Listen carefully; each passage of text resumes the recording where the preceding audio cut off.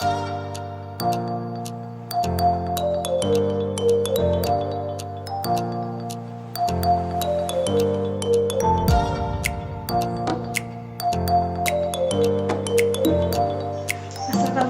warahmatullahi wabarakatuh. Sebelum kita mengawali pelajaran hari ini, mari kita berdoa terlebih dahulu menurut agama dan kepercayaan kita masing-masing ya. Berdoa dipersilahkan.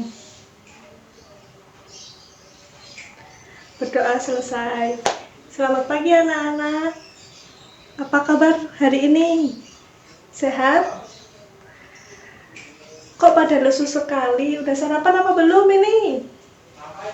Ada yang udah, ada yang belum ya? Seharusnya, sebaiknya ya, kalian kalau sebelum berangkat sekolah, kalian harus sarapan terlebih dahulu agar bersemangat untuk belajar hari ini ya. Bagaimana kalau kita tepuk semangat dahulu ya? Masih ingat kan tepuk semangatnya? Baik, kita lakukan sekarang ya. Semangat pagi, semangat, semangat, semangat, siap belajar. Beri aplaus dulu. Nah, di sini Ibu akan mempresensi terlebih dahulu ya, sebelum kita memulai pelajaran hari ini.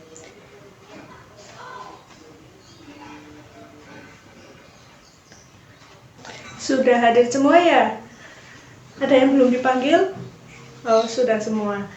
Nah, kemarin Ibu meminta kalian untuk membaca tentang materi hari ini terlebih dahulu ya, dan merangkumnya di selembaran kertas dan mempresentasikan ke depan. Ada yang ingin mempresentasikan ke depan? Jika ada yang mempresentasikan ke depan, kalian akan mendapat poin tambahan dari saya. Siapa yang mau maju? Oh baik, Mbak Liha mau maju. Boleh? Silahkan. Warahmatullahi wabarakatuh. Waalaikumsalam warahmatullahi wabarakatuh. Saya Liha akan mempresentasikan tentang materi hari ini, yaitu peran pelajar, mahasiswa, dan pemuda dalam proses perubahan politik dan ketatanegaraan Indonesia. Peranan pelajar, mahasiswa, dan pemuda dalam proses perubahan politik dan ketatanegaraan Indonesia dapat kita ketahui saat pemerintahan era Orde Baru, yakni pemerintahan Soeharto. Banyak peranan mahasiswa yang ditunjukkan dengan aksi untuk menggulingkan pemerintahan Soeharto yang dianggap merubah tatanan politik. Karena peranan para pemuda dengan mempunyai pikiran kritis dan nasionalis bisa menjadikan kemajuan pada Indonesia.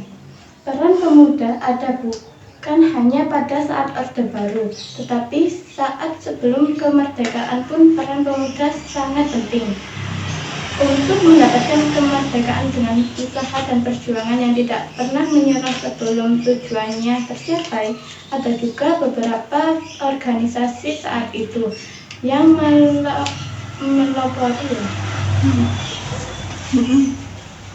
melopori kaum golongan muda, dan ada juga organisasi Budi Utomo. Pada era Orde Baru, peranan mahasiswa terdapat pada peristiwa Trisakti Semanggi. Dan sekian dari saya presentasi yang saya sampaikan, semoga bermanfaat dan terima kasih. Beri aplaus terlebih dahulu ya Mbak Liha, karena bisa mempresentasikan materi tentang hari ini yang sudah dibaca tadi malam, yang juga mendapatkan poin tambahan dari saya. Nah, nanti pelajaran sejarah selanjutnya di hari-hari selanjutnya, jika kalian ingin mendapatkan nilai tambahan dari saya, jika ada tugas kalian bisa mempresentasikan ataupun menyuarakan pendapat kalian, itu bisa mendapatkan poin tambahan dari saya. Nah, kita mulai masuk ke materi hari ini ya. Betul sekali tentang yang dipresentasikan oleh Mbak Liha tadi. Nah, di sini kita akan pembelajaran hari ini merupakan materi tentang peran pelajar, mahasiswa, dan pemuda dalam perubahan politik dan ketatanegaraan Indonesia. Nah, tujuan dari pembelajaran ini adalah yang pertama, siswa dapat menjelaskan keadaan sistem dan struktur politik di Indonesia masa reformasi. Yang kedua, siswa dapat mengetahui peran pelajar, mahasiswa, dan pemuda dalam perubahan politik dan ketatanegaraan di Indonesia. Yang ketiga, siswa dapat menjelaskan faktor-faktor perubahan politik dan ketatanegaraan di Indonesia. Yang keempat, siswa dapat mengidentifikasi peristiwa-peristiwa yang terjadi saat itu yang dipelopori oleh pelajar, mahasiswa, dan pemuda dalam perubahan politik dan ketatanegaraan Indonesia. Kita mulai memasuki materi hari ini ya.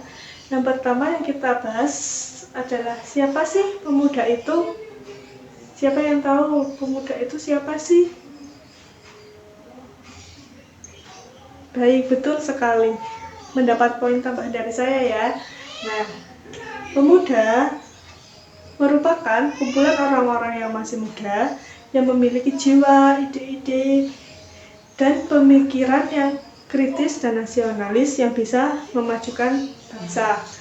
Pemuda juga dianggap sebagai tonggak utama suatu bangsa yang mempunyai pengaruh besar dengan pemikiran dan ide-idenya. Pemuda ini sebagai dorongan untuk melakukan perubahan yang lebih baik. Nah, itu tadi tentang pemuda. Siapa yang belum jelas tentang apa itu pemuda? Sudah. Nah, kita akan lanjut ke materi selanjutnya tentang pemerintahan Orde Baru. Nah, pemerintahan Orde Baru ini sebutan pemerintahan pada pemerintahan Soeharto saat itu. Nah, Orde Baru ini menggantikan Orde Lama yang dipemerintahi oleh Soekarno. Orde Baru ini dipemerintahi Soeharto pada tahun 1968 sampai 1998. Nah, di sini pada saat Orde Baru itu kondisi ekonomi yang semakin meningkat, tetapi di waktu yang bersamaan masalah tentang korupsi juga meningkat. Adanya kesenjangan antara rakyat kaya dan rakyat miskin juga menyebar di situ. Kondisi yang menonjol pada saat itu yaitu tentang tidak adanya kebebasan pers untuk mengungkapkan pendapat atau menerbitkan berita yang saat itu tuh dibatasi oleh pemerintah. Nah, beda dengan era sekarang, kalian pasti juga sudah memegang media sosial masing-masing ya. Nah, di sini kalian dibatasi atau tidak? Tidak ya. Nah, itulah perbedaan Orde Baru dengan saat ini. Orde Baru dia tidak diberi kebebasan seperti saat ini.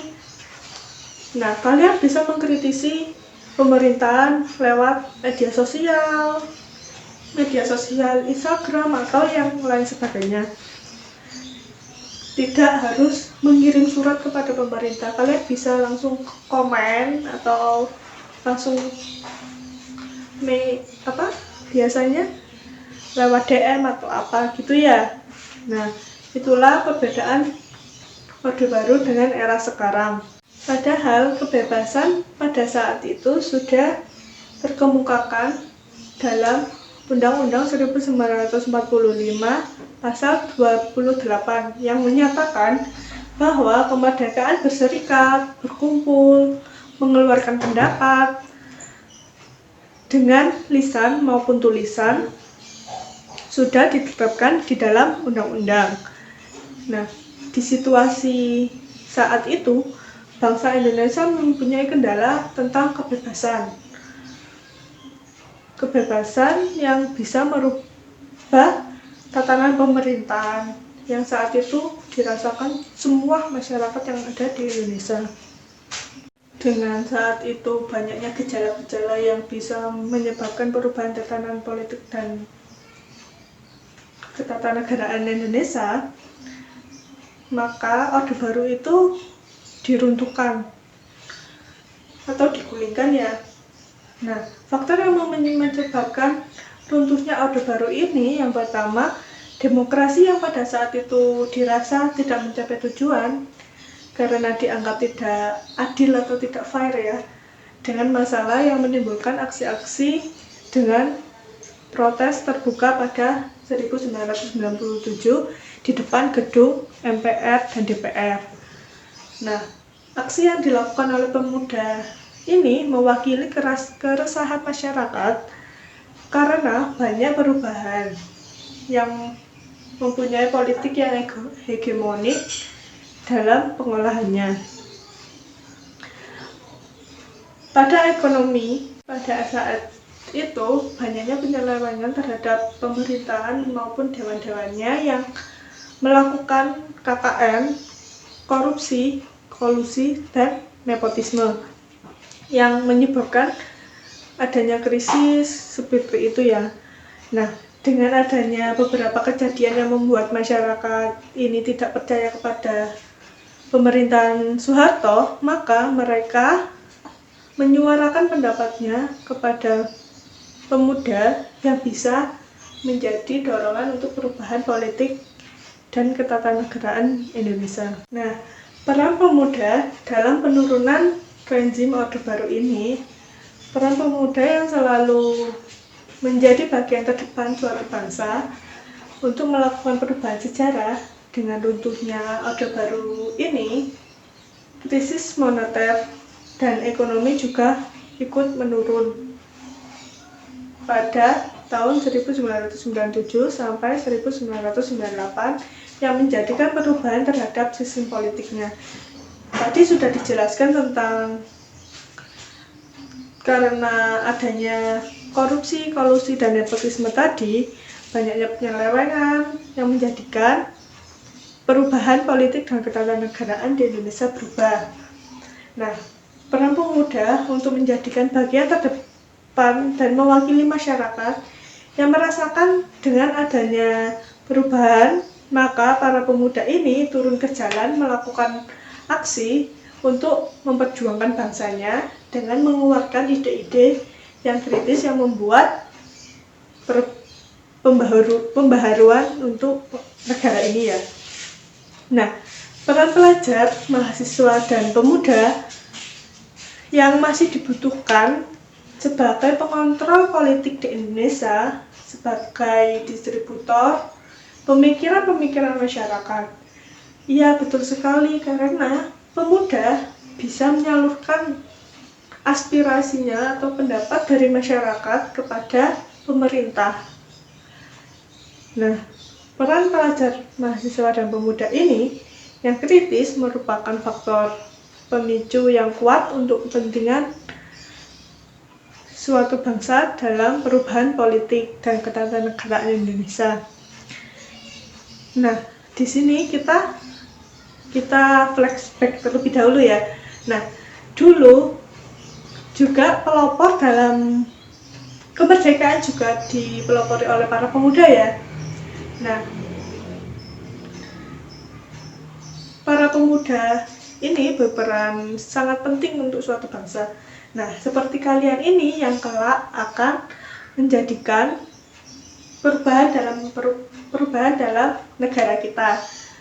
Jika kalian semangat dalam belajar, kalian akan bisa merubah politik dan ketatanegaraan di Indonesia yang belum baik. Nah, dulu saat akan merdeka, Indonesia juga dipelopori oleh golongan pemuda ya. Nah, di situ dengan dorongan pemuda yang bisa menjadikan Indonesia merdeka. Salah satunya itu ya faktornya. Nah, kita juga di era sekarang kita bisa melihat banyaknya pemimpin dari para pemuda ya. Ada direktur yang masih muda ataupun yang mempunyai pekerjaan yang tinggi, yaitu yang dipelopori oleh pemuda tadi ya. Gerakan-gerakan yang dipelopori oleh pemuda, adapun peristiwa-peristiwa yang dipelopori pemuda juga ya. Nah, yang pertama itu ada peristiwa Tritura pada 12 Januari 1966.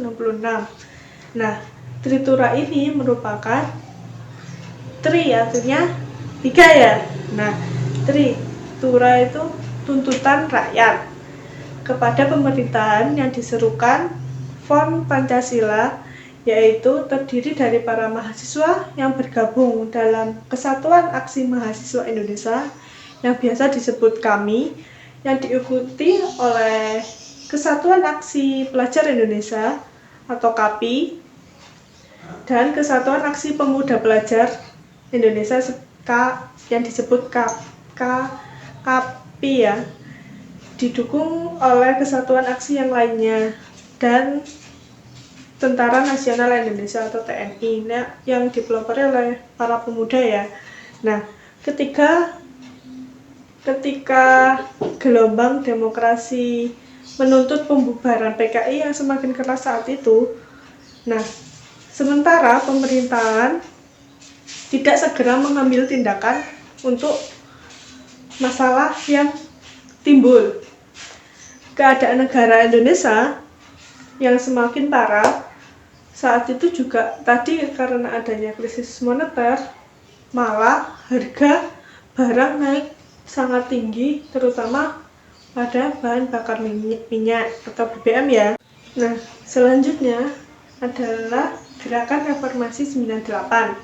Nah, gerakan ini muncul saat terjadinya krisis moneter pada pertengahan 98 dan berhasil menggulingkan Presiden Soeharto untuk berhenti menjabat menjadi Presiden Republik Indonesia ya pada 21 Mei 98. Nah, saat itu karena krisis moneter, harga kebutuhan melambung tinggi, daya pembeli masyarakat pun berkurang karena krisis moneter tadi ya.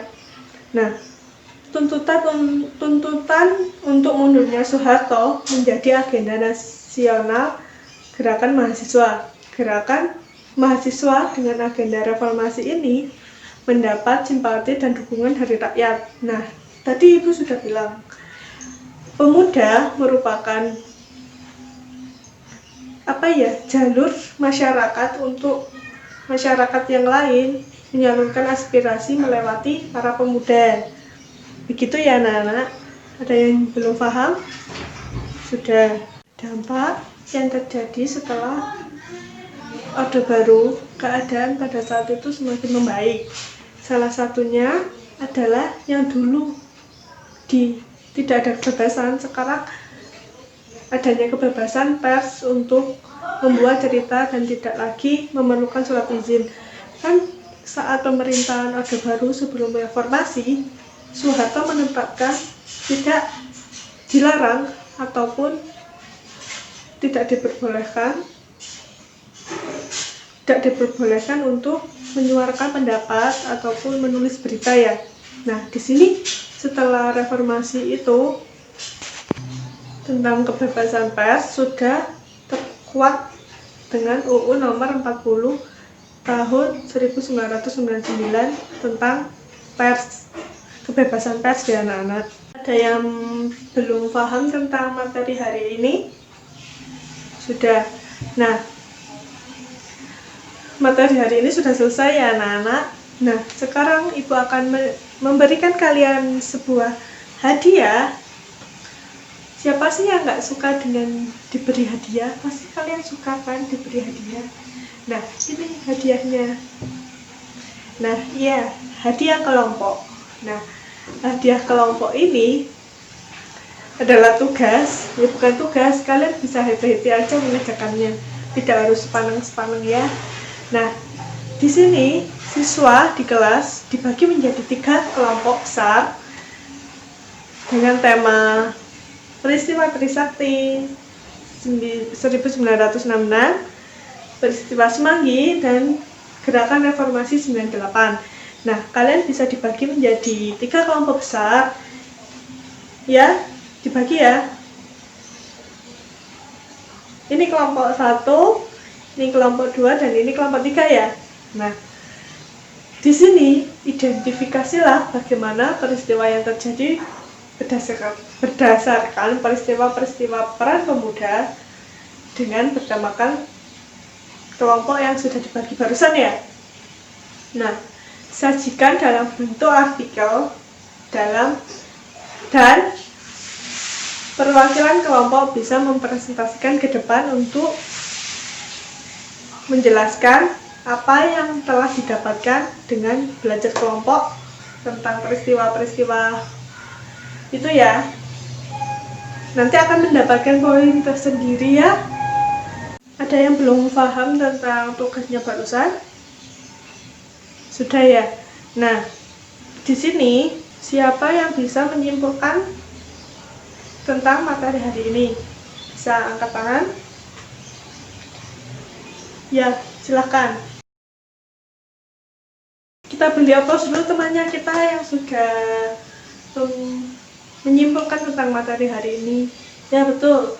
Yang pertama, kesimpulan yang dapat ditarik dalam materi ini yang pertama adalah tentang peran pelajar, mahasiswa, dan pemuda yang sangat penting untuk bangsa dan negara ini ya.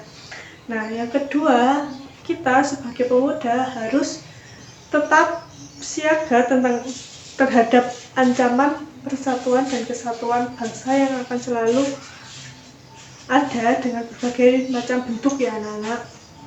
Nah, pelajar dan mahasiswa akan menghadapi tantangan zaman yang lebih besar karena semakin meningkatnya zaman akan banyak berbagai bentuk perubahan. Nah, generasi muda harus selalu waspada dengan cara belajar dari pengalaman masa lalu untuk berkembang menjadi lebih baik untuk suatu bangsa dan negara ini ya. Alhamdulillah sudah selesai materi hari ini. Sekian dari saya. Sebelum kita tutup, mari kita berdoa terlebih dahulu ya, menurut agama dan kepercayaan kita masing-masing. Berdoa dipersilahkan. Berdoa selesai. Sekian dari saya. Wassalamualaikum warahmatullahi wabarakatuh.